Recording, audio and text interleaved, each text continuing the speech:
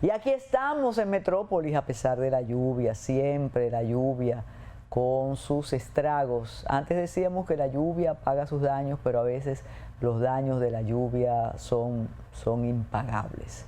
Gracias, como siempre, a ustedes por estar ahí. Gracias al Grupo de Comunicaciones López Olivier y al excelente equipo que hace posible que Metrópolis esté con ustedes como ha estado desde 1998. El presidente estuvo en Naciones Unidas de nuevo reclamando intervención, ayuda para Haití. Es más de lo mismo y la ONU sigue sin reaccionar y esta vez la ONU recibió fuertes críticas desde adentro. ¿Qué va a pasar con esa organización? No lo sabemos, pero necesita revisarse. Aquí hoy tenemos como invitado nada más y nada menos que a Julio César de la Rosa Tiburcio, el hombre de ADOCO, la lucha contra la corrupción y el caso del enfrentamiento con la Dirección Gubernamental de Ética o de Ética Gubernamental, que tiene un enfrentamiento entre dos antiguos amigos, porque parece que hay un malentendido. Luchar contra la corrupción no es fácil. Ahora el cambio tiene un caso que debe atormentar a los diseñadores de la ética, de las manos blancas, de este grupo de apóstoles que llegó a Palacio dispuesto a servirle al país sin tocar un centavo del erario. El caso Senasa tiene varias vertientes, desde la denuncia hecha por dos programas de investigación, el de Yulisa Céspedes y el de Nuria Piera, y después de la intervención pública del doctor Jacín, ahora se complica un poquito el asunto, porque el doctor Jacín ha dicho que él él interpuso una denuncia en el año 2024, en noviembre, para que las autoridades intervinieran y detectaran una red, el famoso call center que denuncia Yulisa Céspedes. Pero ahí no se habla de los contratos millonarios que denuncia Nuria Piera. Pero esta declaración del doctor Jacín, el hombre de olas, ese movimiento de ciudadanos también puros que abogaron por la reelección presidencial y por la llegada del presidente Abinader al poder, que se presume una amistad muy cercana entre el presidente y el doctor Jacín. Esto se complica porque recuerden que el presidente ordenó una investigación y llegaron a la PEPCA tanto el director de CISARRIL como el nuevo director de SENASA. Pero súmenle a esto que el nuevo procurador encargado de la persecución, la nueva imagen de la Procuraduría Independiente de este país, ha dicho que desde julio ellos están investigando. Pero ¿qué es lo importante para aprender de esto? Que ahora, desde la Procuraduría, se defiende el debido proceso, se defiende y se preserva la presunción de inocencia. Ya no hay acusaciones vehementes, públicas, desde las escalinatas del Palacio de Justicia, diciéndole ladrón a todo el que pasaba por ahí, sobre todo del anterior gobierno. Ya no hay visitas domiciliarias de madrugada, sin importar que hubiera enfermos en la casa, o ancianos, o niños, no. Ahora, según dice el magistrado Camacho, desde julio ellos están elaborando el expediente, investigando con todo respeto, y parece que ya sin enviarle y preparar a determinados periodistas para que fueran denunciando e imputando infracciones, comisión de infracciones a las personas que serían involucradas en esos expedientes de miles de páginas. Yo creo que eso es lo más importante, entender que hay una transformación en el Ministerio Público de don Luis Abinader, el independiente funcionariado que se encarga de la política criminal, de la persecución del crimen. Ahora viene don Julio César de la Rosa Tiburcio. No se lo pierdan. Gracias, producción.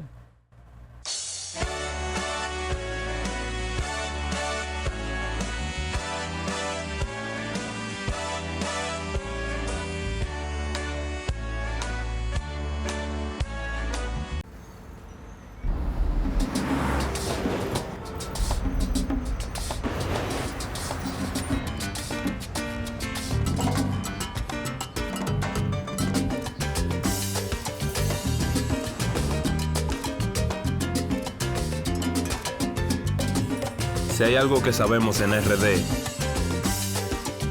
es fajarnos en equipo. En cada inning de la vida, jugamos por nuestra gente. Sin importar la distancia ni el tiempo, el cariño siempre se siente.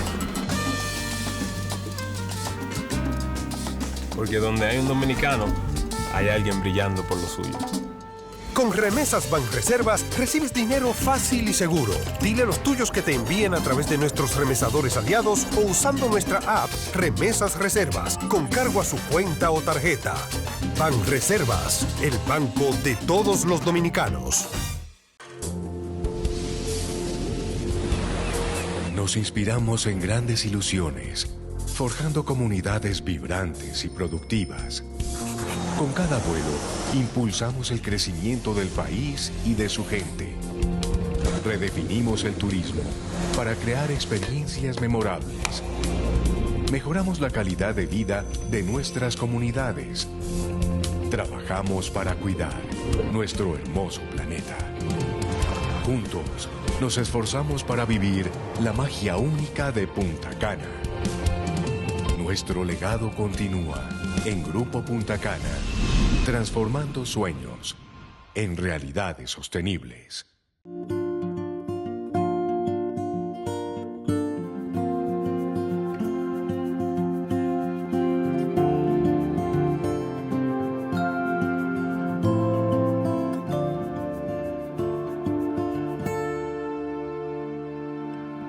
La energía solar es un recurso responsable para un futuro mejor. En el Banco BHD hacemos uso de energía asequible, segura y sostenible. Banco BHD, el futuro que quieres. Si de algo saben las abejas, es de flores. Hay de todo tipo y para todos los momentos. Lo importante no es solo su color, tamaño o forma, sino lo que hace sentir cada una. Y para esos sentimientos trabajan. Igual que el Banco Central, que trabaja para hacer florecer la economía y que sientas estabilidad. Para ese sentimiento de crecimiento y desarrollo. Para que la primavera llegue a todos los sectores y los planes de muchos den grandes frutos. Banco Central de la República Dominicana. Trabajando por una estabilidad que se siente.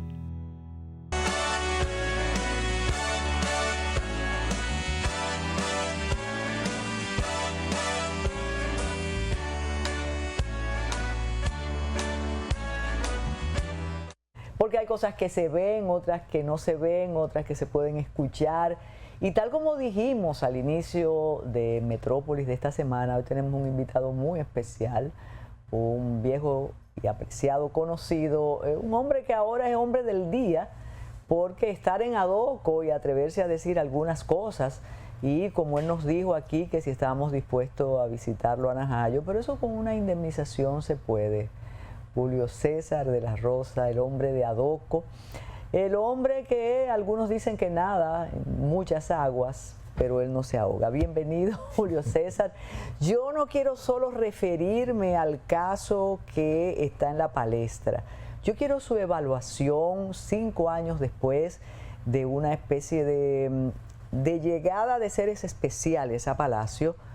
¿Qué ha ocurrido con la impunidad y con la corrupción? Usted que tiene años analizando esto. Bienvenido a Metrópolis.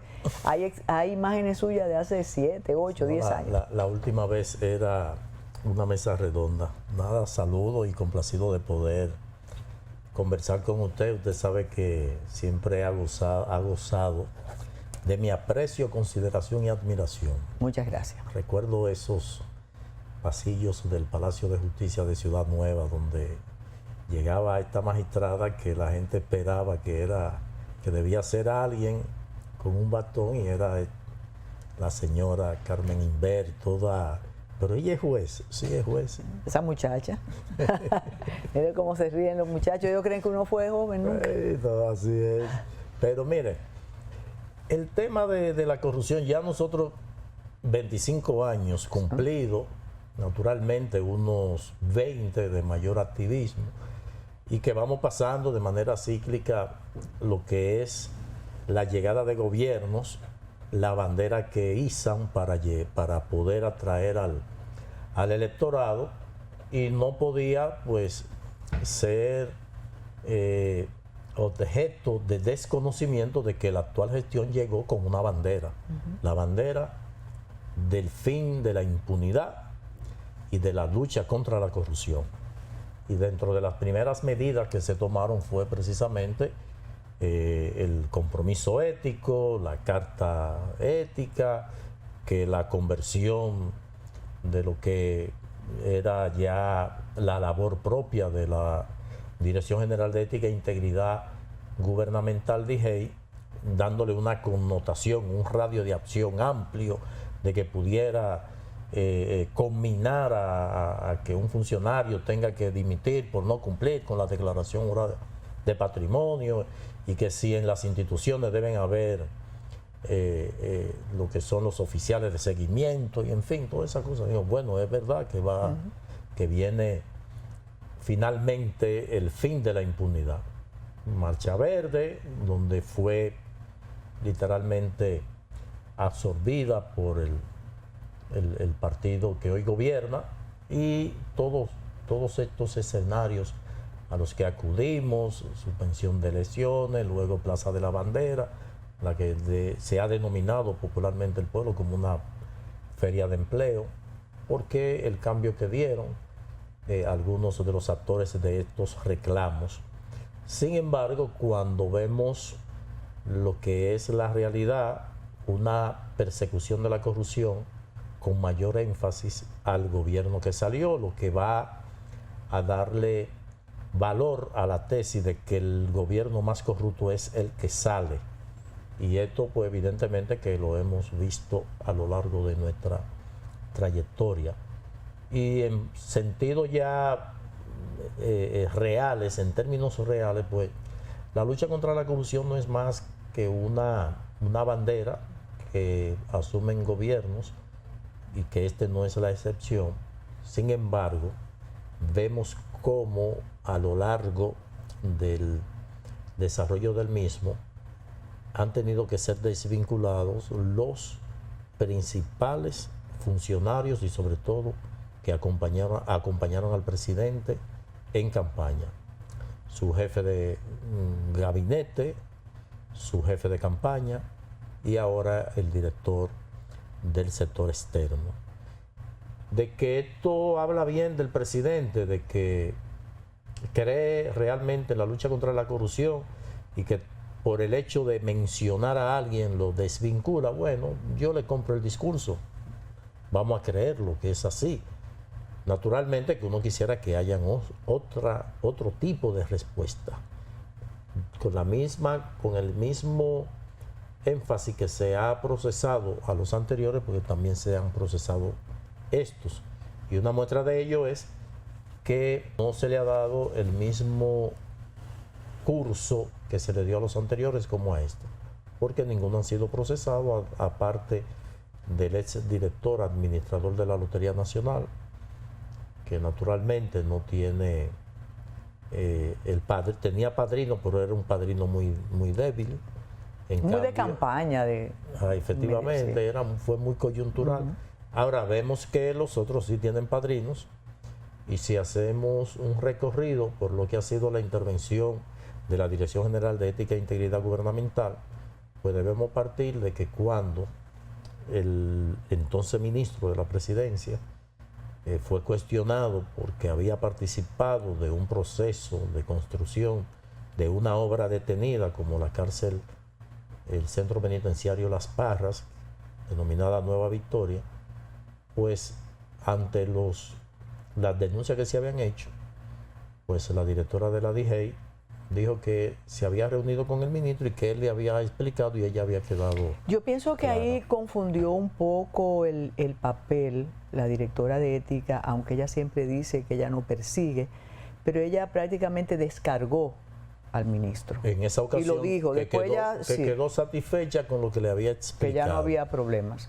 Entonces el pueblo, que siempre es muy agudo en la identificación, pues dijo, bueno, hubiésemos querido que también escuchara a Kingsbury en ese momento, o a Adam Peguero, que había estado en el impostón. Bueno, después Kimberly resultó como diputada, su esposo también y su suegra. Así es. Mire, antes de ir a los detalles, a ustedes, desde las distintas organizaciones que velan por el cumplimiento de la ley, por el debido proceso y también por el cese de la impunidad, se le ha imputado cierto silencio durante estos 5 años, como no sé si cierta esperanza de que nada estaba pasando o connivencia con el régimen, porque ustedes no denunciaban nada, todo estaba muy bonito, los ladrones del pasado, pero no con estas personas. Pero ahora se nota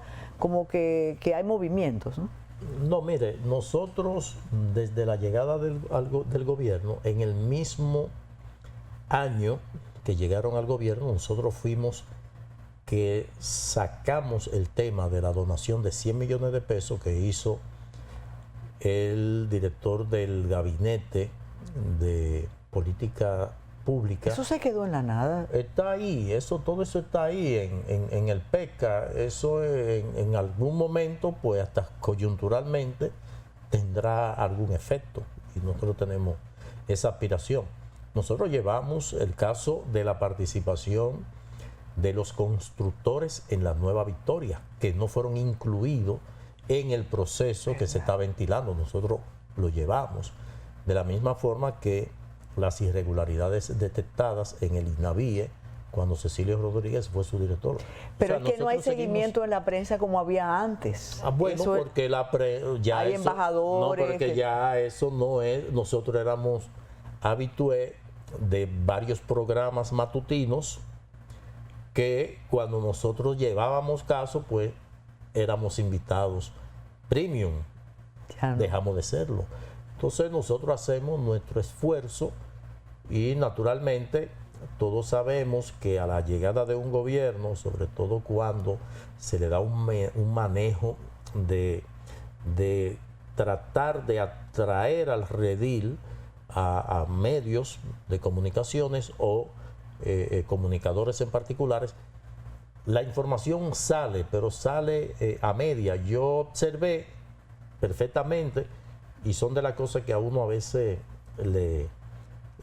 le hieren, aunque no la sienta, pero sí uno dice, yo vi a raíz de que la directora de ética nos diera una respuesta a una comunicadora en especial, que dijo, bueno, la doctora Milagros Ortiz le respondió, él amenazó con ir a la Comisión Interamericana. Y no, cariño, tú debiste decir en qué contexto yo respondí. O sea, bueno, prevaricación o difamación, yo eso lo asumo como una advertencia o una amenaza velada, lo asumo así. Nos reunimos con nuestros abogados, pero también comenzamos a hacer gestiones de una medida cautelar, que es la Convención Interamericana de los Derechos Humanos, que establece esa figura. Ante una amenaza de un funcionario de primer nivel, pues nosotros, pues que llevamos el tema de la corrupción, entendemos que nos quieren acallar. Entonces, a ese mismo programa que íbamos mucho, en la mañana, ya no vamos porque sabemos por los ya tapones, del vínculo y eso, efectivamente. Eso es. Pero miren, es una tarea delicada ser llanero solitario, porque a veces se siente así. Sí, pero es bueno para los que están uniendo piezas, ese comportamiento. Antes era frecuente el asunto de las denuncias de corrupción y la reiteración a través de los medios, ahora ocurre eso. Vamos al caso de la Dirección de Ética. Algunos dicen que Julio César se inventó un problema para fastidiar a su antigua amiga. Eso es lo que se dice en las esquinas. ¿Usted puede contextualizar ese inconveniente? Fíjese que no he dicho nada para que usted nos ubique. Resulta que en octubre del 2023 nosotros presentamos una denuncia ante la DGI ante una falta ética en la que había incurrido el entonces ministro de Educación, Ángel Hernández. La ley 311-14 de Declaración Jurada de Patrimonio establece que a los 30 días de ser designado o de haber dejado el cargo, un servidor público debe presentar una declaración jurada de patrimonio, que es lo que va a permitir darle seguimiento si éste tuvo algún incremento en su patrimonio durante su función, que es lo que va a establecer si había incurrido en algún tipo de irregularidad. Resulta que recibimos respuesta de la DIGEI de que había sido investigado y archivado. ¿Qué fue lo que le llevamos? Le llevamos... Que era un error subsanable, ¿no? Efectivamente. Le llevamos esta denuncia porque él no solamente que presentó la declaración jurada de patrimonio a los 6 meses de haber sido designado, no a los 30 días, ya ahí hay una falta ética. Sí. Que, dicho sea de paso, la ley remite las consecuencias a la ley 4108 y la considera una falta grave de tercer grado que equivale como sanción la desvinculación. En este caso, derogar el decreto de designación. Algo muy parecido a lo que ella hizo con Kingsberly Taveras. Exacto. Cuando entendió con que la había otra una joven inconsistencia también, que sustituyó y la otra, si yo le muestro por qué vamos a la DIGEI y ella también da respuesta y a veces y comunicadores le compran eso, dice que nosotros debemos saber que el órgano rector del seguimiento a las declaraciones juradas de patrimonio es la Cámara de Cuentas. Lo sabemos. Ahora, quien le da el seguimiento al cumplimiento o no, para ver si han incurrido en una falta, es la DIGEI, porque ella es quien estuvo, que si no presentan declaración jurada a los 30 días, no van a cobrar octubre. Septiembre del 2020, cuando llegaron a un mes. De que la Procuraduría debe investigar los bienes presentados. Más de 10 informaciones, ella detrás de eso. Lo llevamos allá. Ahora, ella incurre en el error y usted como ex magistrada juez de la instrucción entonces, donde tenía el papel de investigador era realmente profundo. Si ella nos refiere a la Cámara de Cuentas, que es quien debe darle seguimiento ahí, y por qué ella juzgó. Si ella, ella declaró el archivo de la denuncia nuestra porque ya él había presentado la rectificativa y ella declaró de que había sido subsanado. Entonces no nos puede mandar o decir a la Cámara de Cuentas, porque si usted sabía eso y nosotros lo canalizamos por la vía que no correspondía, debió declararlo inadmisible por falta de calidad o por no ser la vía correspondiente. Como se revisa la competencia. Efectivamente. Y decirnos, porque la debida diligencia es decir, no, este no es el camino es este. Pero entonces ella juzgó, entonces no nos puede referir a la Cámara de Cuentas. Pero una Cámara de Cuentas que no tiene mecanismo coercitivo. No presentan, ellos no hacen nada, no tienen nada, porque la ley no tiene garras para poder llevar a que cumplan con esta ley o sancionarlo, porque no se conoce el primer caso. Entonces, ¿qué ocurre? Que no solamente fue la declaración, de entrada ella debió, presentó a los 6 meses ya, presidente, quíteme ese hombre. No lo hizo y todos sabemos por qué. No solamente la declaración tardía, sino la omisión de una empresa cuyo nombre comercial él había registrado 7 meses antes de haber sido designado. Que es el argumento también de él, diciendo que él incurrió en ese error de buena fe. Pero tenemos que hacer una pausa. Seguimos después del compromiso.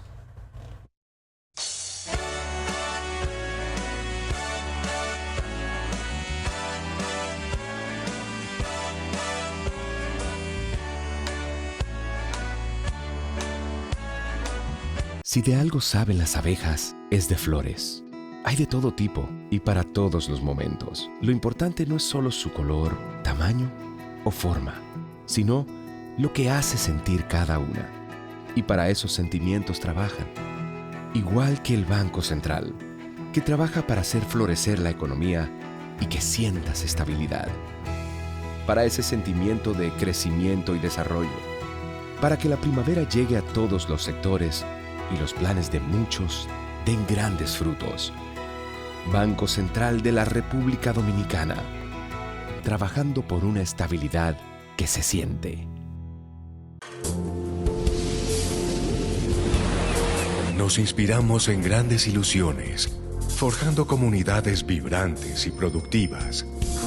Con cada vuelo, impulsamos el crecimiento del país y de su gente. Redefinimos el turismo para crear experiencias memorables. Mejoramos la calidad de vida de nuestras comunidades. Trabajamos para cuidar nuestro hermoso planeta. Juntos, nos esforzamos para vivir la magia única de Punta Cana. Nuestro legado continúa en Grupo Punta Cana, transformando sueños en realidades sostenibles.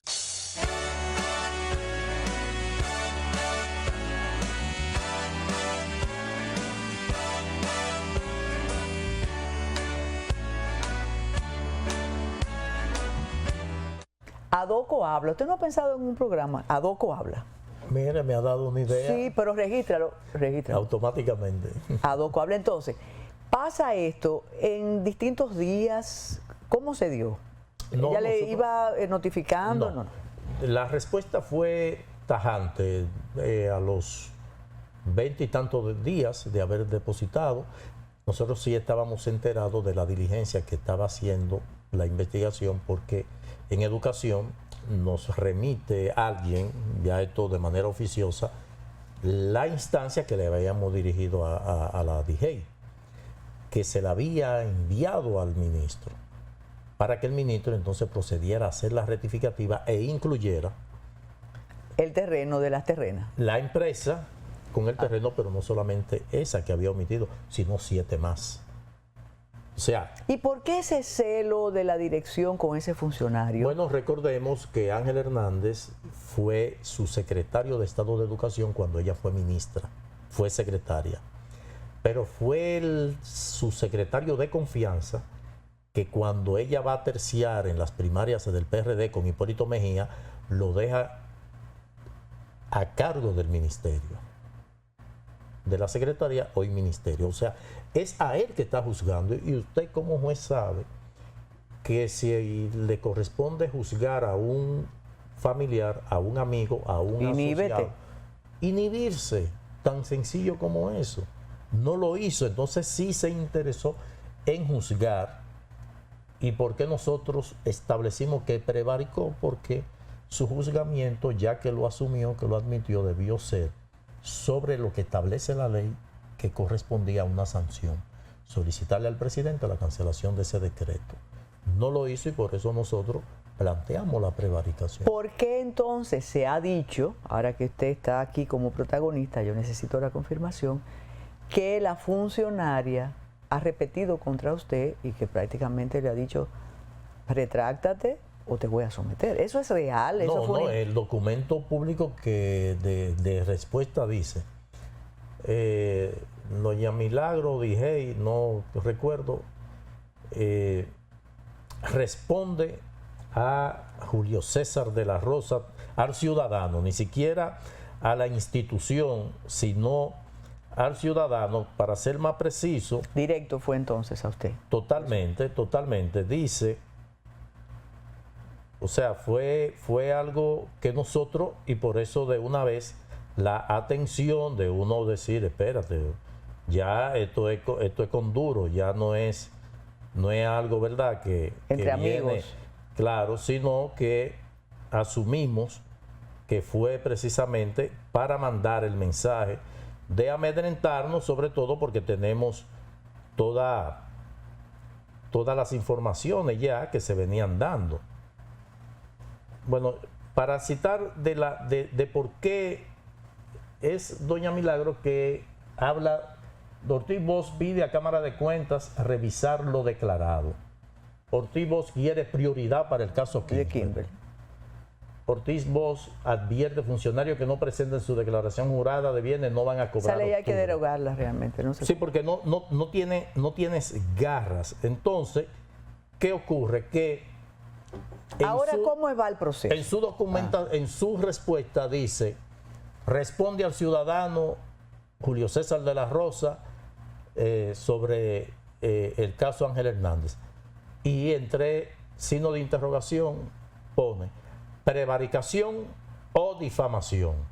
Pero ya teníamos la información de que había hecho la diligencia con abogados a los fines de preparar el sometimiento, pero no un sometimiento por la ley 6132, sino un sometimiento por la ley de delitos electrónicos. Como ya las informaciones se retransmiten a través de plataformas pero esa tiene sanciones más severas. No, medida de coerción, prisión.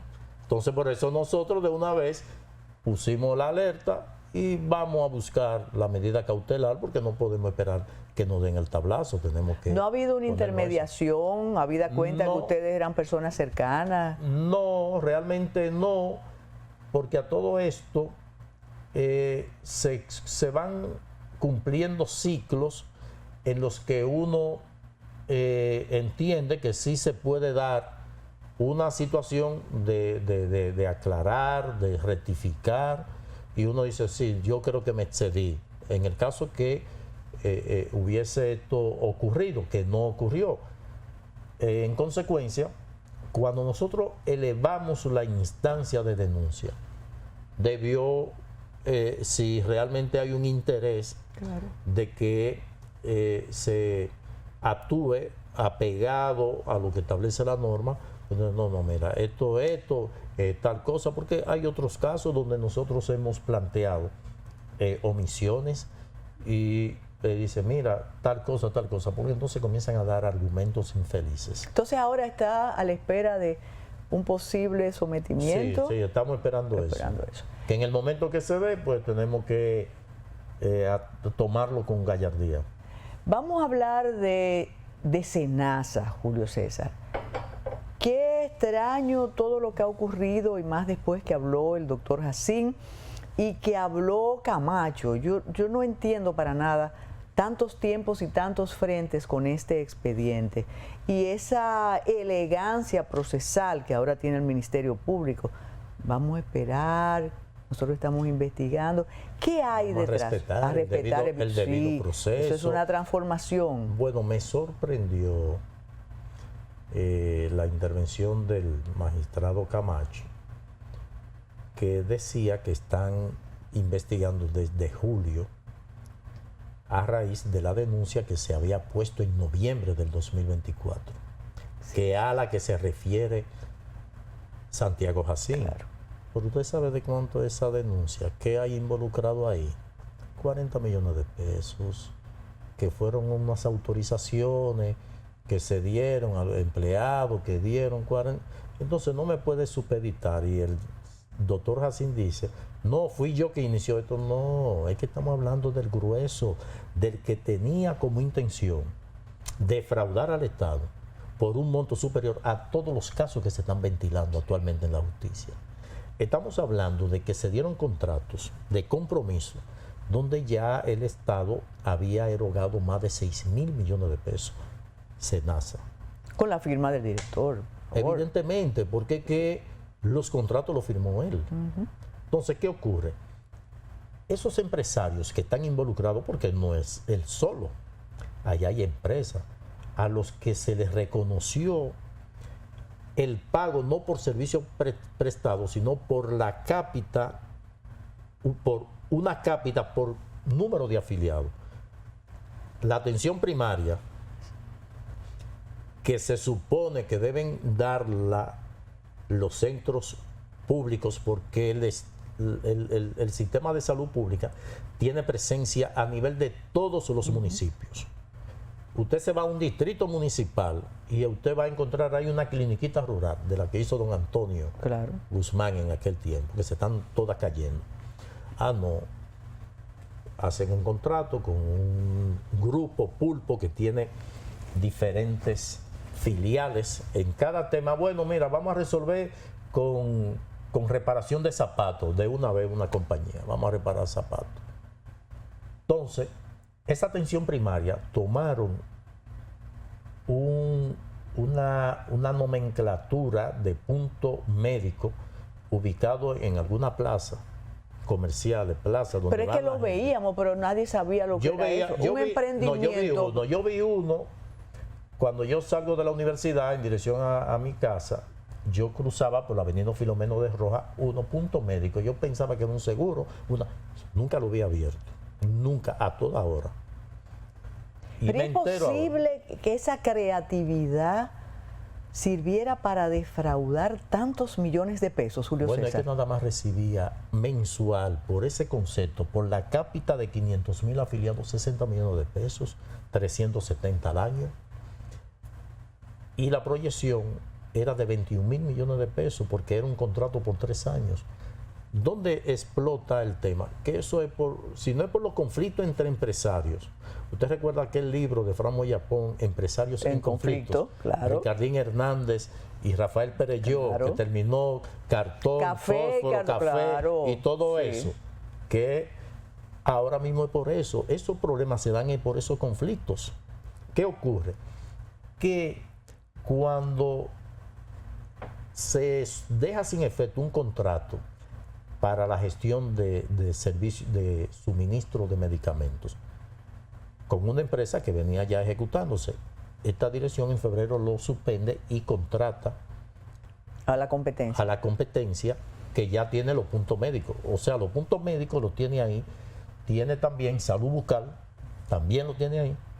Por cada uno de esos, el reconocimiento de una cápita va recibiendo 60 millones de pesos porque son 3 filiales. ¿Qué ocurre? Que esa empresa lleva ante la DGCP, compra y contrataciones, el tema y dice, espérese, es que el servicio de farmacia, de medicamentos, hay una empresa que me quitaron el contrato y se lo dieron a Farmascar, que es del mismo grupo. Resulta que le estaban reconociendo una cápita no por 160, por 180, que iba a recibir 70 y pico de millones de pesos mensuales por un servicio que no todos los afiliados y los médicos no se daban cuenta de eso. Los directores de los hospitales no se daban cuenta de eso. No, porque en este caso son en su mayor es una gestión. Cuando usted un servicio de medicamentos llamaba a ese call center y le hacían la diligencia. Entonces, ¿por qué la DGCP falla?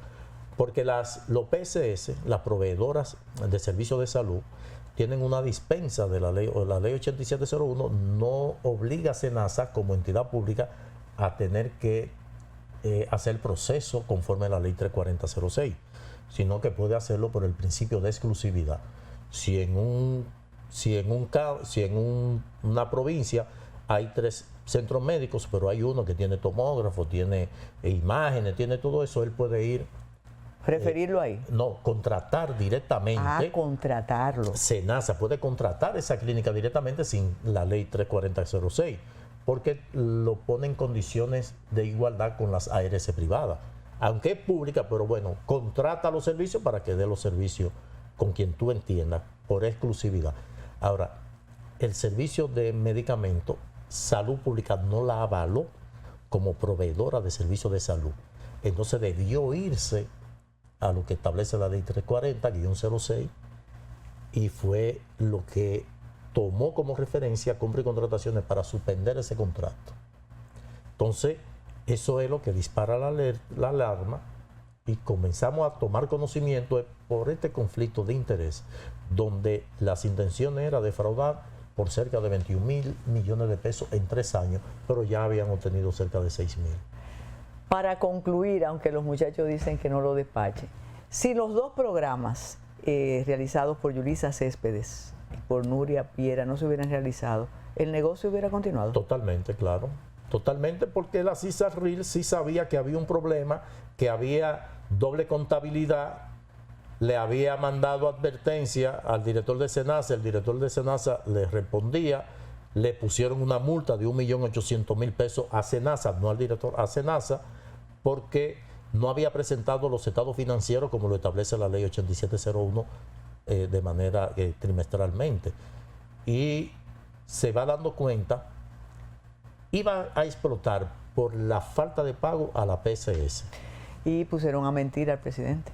Porque él creía que era el de los 40 milloncitos que había mandado en noviembre y no sabía que era el duro. Muchísimas gracias, Julio César. La verdad que uno se queda como no puede ser, no puede ser. Adoco sigue para quienes decían que ya Adoco no existía. Y ustedes se quedan con Tayana Mora Ramis ahora con su Ready para exportar. Gracias, Julio César.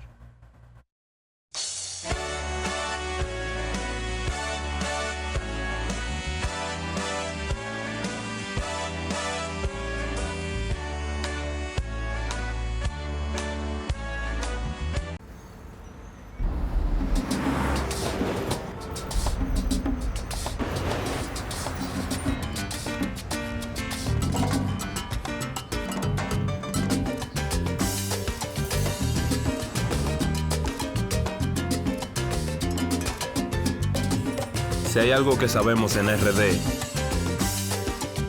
es fajarnos en equipo. En cada inning de la vida, jugamos por nuestra gente. Sin importar la distancia ni el tiempo, el cariño siempre se siente. Porque donde hay un dominicano, hay alguien brillando por lo suyo. Con Remesas Banreservas recibes dinero fácil y seguro. Dile a los tuyos que te envíen a través de nuestros remesadores aliados o usando nuestra app Remesas Reservas con cargo a su cuenta o tarjeta. Banreservas, el banco de todos los dominicanos. Nos inspiramos en grandes ilusiones, forjando comunidades vibrantes y productivas. Con cada vuelo, impulsamos el crecimiento del país y de su gente. Redefinimos el turismo para crear experiencias memorables. Mejoramos la calidad de vida de nuestras comunidades. Trabajamos para cuidar nuestro hermoso planeta.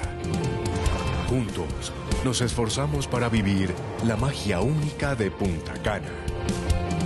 Nuestro legado continúa en Grupo Punta Cana, transformando sueños en realidades sostenibles.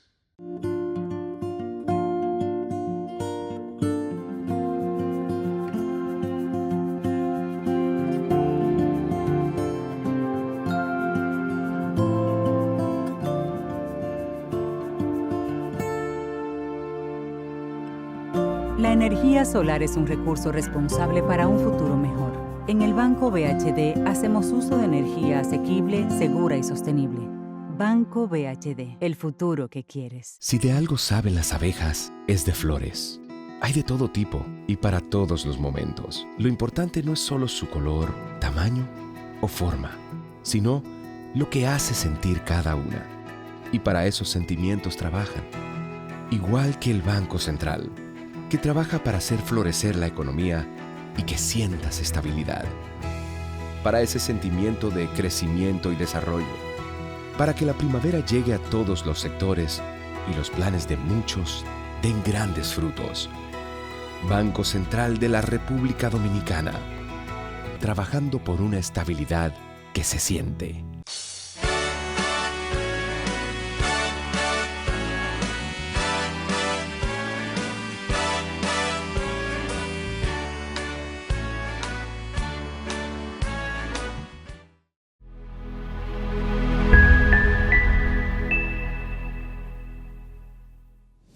Muy buenas amigos de Ready para Exportar. Hoy vamos a hablar de innovación, de inteligencia artificial, de muchos temas relacionados con la tecnología. Alguien que nos la sabe explicar muy bien. Tenemos a Carlos Miranda, experto en el área de la tecnología, con muchos años de experiencia. Carlos, todo el mundo está hablando, por supuesto, de la inteligencia artificial y todos los hacedores de política, los líderes, todo el mundo habla de innovación, pero aterrizar esos términos al tipo de política y de acciones que nosotros necesitamos como región, como país, para poder integrar toda esa realidad, esas tendencias que es ya realidad. ¿Cómo tú ves el tema en nuestro país? Vamos a empezar por la innovación antes de llegar a la inteligencia artificial. Tenemos un sistema de las políticas de innovación, pero realmente nos falta mucho para apoyar a los innovadores y para realmente tener un ecosistema innovador. Yo hablo más de innovación que de inteligencia artificial. Inteligencia artificial es una innovación. Antes de la inteligencia artificial hablábamos de internet, de las redes sociales, de los teléfonos móviles, y obviamente uno como trabaja en este sector, pues yo ahora nuestros proyectos son, 90% de nuestros proyectos ahora mismo son inteligencia artificial, pero yo siempre hago la abstracción y le insisto mucho a la gente, la innovación es un proceso universal, es un proceso que es parte de nuestra evolución como sociedad, como economía, como humanidad. Y más la innovación disruptiva. Y yo veo los paralelos, o sea, hay paralelos con la adopción de la inteligencia artificial, con la adopción de los teléfonos móviles, con la adopción de los beepers, de los fax, podemos ir hacia atrás en el tiempo y todo ha sido lo mismo. Schumpeter bien lo decía en los años 30 cuando se crea la teoría de la creación destructiva, donde él decía la humanidad avanza en ciclos, se inventa algo que destruye lo que había. Y esa es la nueva innovación hasta que luego viene algo y lo destruye, ¿entiendes? Y vamos aprendiendo cosas. Pero básicamente hay procesos que vemos que son universales. Entonces uno ha dado paso para atrás. Y más porque ya a esta edad uno lo ha vivido. Uno vivió cuando salió la computadora personales, cuando se pusieron de moda los laptops, cuando salieron las redes de datos. La gente no se imagina que antes las computadoras no estaban conectadas a nada. El primer logro fue cuando logramos conectarla en una oficina. Y ese era el LAN, y después el WAN, cuando conectamos dos oficinas, ni soñábamos con el internet, luego llegué al internet. Entonces, estos procesos los hemos ido viviendo. Como se dice siempre que América Latina es un adoptador de tecnología y no generación, como que llegamos tarde a la adopción, en lo que cambiamos, facilitamos, implementamos, llegamos un poco tarde. Mira, ¿tú crees eso? Sí y no. Nosotros, y más con la tecnología, con las innovaciones tecnológicas, hemos tenido una gran ventaja. O sea, nosotros hemos tenido países que no han tenido que pasar por la telefonía fija. No tenemos paradas en República Dominicana que nunca han tenido telefonía fija, que pasaron de no tener telefonía a tener telefonía móvil. Entonces, eso en innovación le llamamos leapfrogging, el salto de la rana, donde tú te saltas un paso, porque ya ese paso tú no tienes que darlo, ¿tú entiendes? Entonces, eso nos permite a nosotros ponernos rápidamente al tanto. Y eso va pasando en múltiples industrias. Nosotros, además, no tenemos ese sistema legacy o legado de sistemas antiguos que hay que transformarlo, que hay que adaptarlo. No tenemos nada. Entonces, podemos innovar libremente. Eso es una gran ventaja en cuanto a innovación tecnológica que nuestros países, nuestras economías tienen.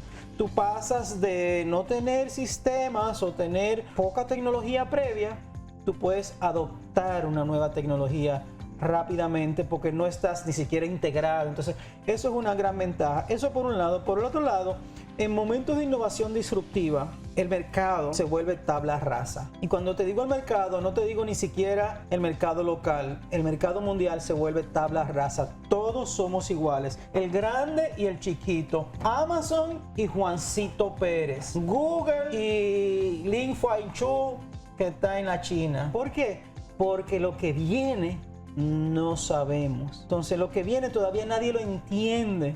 Entonces en momentos de tabla rasa todos somos iguales y por eso es que tú ves que hay siempre nuevas empresas que surgen, mientras hay algunas que se adaptan. Por ejemplo, la gente, miren la historia de Nokia, como pasó de ser un gigante a desaparecer. No, papá, no es que nunca ha desaparecido, no es que tiene empresa, nunca tiene oficina en más de 100 países del mundo y tiene más de 100,000 empleados.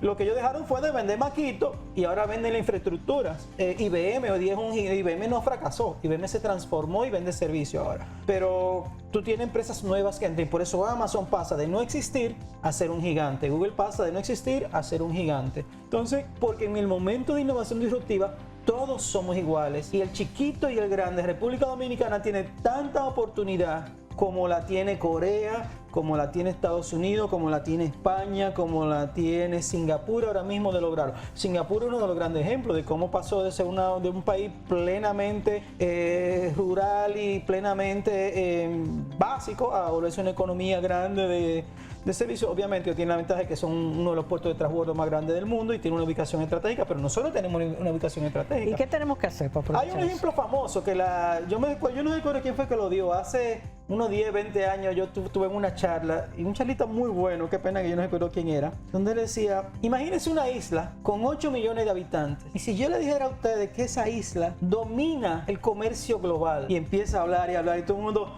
y esta fantasía. Hasta que él dice, eso era Reino Unido hace 200 años. Una isla chiquitica, ¿qué tenían? El dominio de los mares, porque ellos agarraron los barcos en mano dura, digamos. No voy a simplificar la historia, pero Reino Unido era una pequeña isla y dominaba la India con cientos de millones de habitantes y tenía un imperio. Entonces nosotros podemos hacerlo porque son momentos. O sea, la India se volvió la India por una innovación en el tema naviero, tomaron ese liderazgo y no temer. A mí siempre me gusta hablar mucho del dilema del innovador de Christensen. Christensen murió, un economista, premio Nobel de Economía de Harvard. Él se murió ahora en la cuarentena, pero él habla del dilema del innovador, que es un caso bastante curioso, porque a veces tú innovas, tú te inventas algo y te vuelves tan bueno en eso que tú no puedes hacer otra cosa que eso. Es lo que estamos viviendo con Apple ahora. Apple no ha podido sacar otra cosa que no sea un iPhone. Vamos por cuánto, iPhone 15, iPhone 16, iPhone 17, otro iPhone más. ¿Y qué es lo que hace? Un chin más grande, un chin más rápido, porque su público quiere que le den un iPhone, sus ingresos dependen de un iPhone, pero ahora mismo hay un adolescente en Medellín, en Bonao o en Singapur, en Timbuktu, que se está inventando un piercing, que es el nuevo teléfono. iPhone no se puede atrever porque si sacan un piercing, la gente va a decir, ¿y dónde está mi iPhone? Pero a ese innovador de Bonao, ¿cómo lo apoyamos? ¿Qué tenemos que hacer para que esto se vuelva un unicornio? Yo no soy la persona más simpática para preguntarle eso, porque yo no creo en la intervención profunda del Estado. Yo creo que el Estado tiene 3 roles. El Estado puede motivar, facilitar, habilitar la innovación a través de incentivos sectoriales, donde puede, que aquí no hay forma de, la DGI no se deja, pero tú puedes hacer incentivos sectoriales a través de impuestos, de reducir impuestos, de facilitar los procesos. Los incentivos sectoriales son un gran mecanismo. También, como te decía, yo creo que es el Estado como incentivador puede hacer eso, lo puede hacer también a través de su capacidad de compra. El Estado es uno de nuestros grandes compradores. Entonces el Estado puede decir, yo voy a dedicar el 15, el 20% de mi compra son a las MIPYME. Vamos a ampliar eso, vamos a decir, ok, ahora el tanto por ciento de la compra tienen que venir de MIPYMEs por jóvenes o MIPYME con innovadoras, ¿tú entiendes? No es tan fácil hacerlo porque obviamente cuando tú lo que tienes que comprar son clic y goma, pues ni modo. Pero se puede trabajar, el Estado puede incentivar sin tener que crear distorsiones en el mercado, sencillamente a través de su poder de compra. Hay un ejemplo que es el que yo siempre pongo, el más fácil de entenderlo. Las computadoras gastan mucha energía, o gastaban. Pero si tú te fijas, todas las computadoras y los monitores hoy día vienen desde hace 30 años con un sellito que dice Energy Star. ¿Qué quiere decir ese sellito? Que cuando tú no estás usando la computadora, ella se apaga o se duerme. Y el monitor, cuando tú no estás usando, se apaga. ¿Tú sabes por qué todas las computadoras tienen eso? Porque en el año 90, 80 y tanto, o sea, hace mucho ya, el gobierno de Estados Unidos dijo, solo compramos monitor y computadoras que tengan el certificado Energy Star. Y de buena primera, toda la industria, pues vinieron las computadoras que ahorraban energía. Y eso fue un impacto significativo en el consumo de energía. Entonces, el Estado puede facilitar a través de incentivos sectoriales, a través de su poder de compra, ¿tú entiendes? Son las cosas que son financiamiento. ¿Y financiamiento? Sí, lo que pasa es que desde que tú tocas la palabra dinero y gobierno, yo salgo huyendo. Pero sí, tenemos ejemplos maravillosos, por ejemplo, en nuestro país. Chile tenía las garantías móviles, para poner un ejemplo. Si tú tienes equipo que ahora mismo no te lo aceptan de garantía, por ejemplo. Hay disposiciones, no necesariamente es dinero. No, pero hay muchos ejemplos exitosos. En el caso de Chile Corfo en los años 2000, que ahora cambiaron, tienen otro nombre, ¿tú entiendes? Hay grandes donde el gobierno ha puesto capital semilla, ha apoyado a las empresas. Sí, aquí hemos tenido un poco de eso, pero Yo creo más en el rol del Estado como incentivador, como catalizador a través de incentivos y su poder de compras. También yo creo importante, de esto ya no viene con motivación, pero ya que estamos mencionando cuál es el rol del Estado, el Estado puede regular un poco, pero siempre no frenando, sino regular para motivar. Nosotros tenemos ahora mismo, nuestro país tiene, yo antes de venir para acá, pues yo en 3 chats diferentes dije, voy a hablar de esto. Y salieron opiniones y me dijeron, recuérdate de mencionar la Estrategia Nacional de Inteligencia Artificial. Nuestro país tiene ENIA, la Estrategia Nacional de Inteligencia Artificial, un documento bastante bueno que traza un mapa por sectores y cómo trabajar. Entonces, el Estado puede regular, pero siempre para facilitar la innovación, no para frenarla, regularla. Es un error cuando el Estado trata, y por eso es que no me gusta meterlo, proteger a los sectores que ya estaban. Sí. No, porque entonces tú lo que estás es demorando lo inevitable. Regula, pero para lo nuevo, no para lo antiguo. Y lo último, el Estado tiene un rol muy importante. Ahí, en el caso de la inteligencia artificial se vuelve doble, porque el Estado tiene un rol muy importante con su capacidad de compensar. La innovación, sí, yo no debo decirlo en público porque yo vivo de eso, la innovación puede ser negativa. O sea, los plásticos son una innovación y han sido lo que han permitido que los supermercados existan porque está todo envuelto y todo. Pero los plásticos no están acabando el planeta. O sea, en Estados Unidos la mecanización de la agricultura en los años 30 creó el Dust Bowl. Si tú buscas en internet, yo siempre le pongo a gente, busquen Dust Bowl, el tazón de polvo. Tú ves una foto y tú crees que es un huracán y no era un huracán, era una brisita que pasó y levantó el polvo porque el bowl que está ahí, el tazón de Estados Unidos, se secó. Se fue toda la capa vegetal. Entonces lo que eran antes granjas, se mecanizó la agricultura, pero en 7, 10 años se volvió polvo. Entonces tenemos un montón de innovaciones que han sido negativas. La inteligencia artificial va a tener impactos negativos y el Estado puede tener un rol importante en compensarlo. ¿Cuál es el impacto negativo va a tener la inteligencia artificial? De plano, para que ver si saltamos y yo no tengo que hablar de eso, puede tener un impacto negativo en la educación y en el empleo. Sí. Ahora, ¿cómo lo resolvemos? El Estado puede facilitar, incluso financiar o motivar programas de reconversión de competencias para que las personas que vayan a ser desplazadas por sectores que ahora usen intensivamente la inteligencia artificial puedan entonces adquirir y ser parte de esta nueva bonanza, y en la educación trabajar para un uso adecuado de la inteligencia artificial. Bueno, ahí se nos acabó el tiempo. En otra próxima entrega vamos a hablar de cómo aplicar esto al nivel de las empresas, cómo innovar a nivel de las empresas, cómo usar la inteligencia artificial. Los esperamos la próxima semana en Ready para Exportar y en Metrópolis.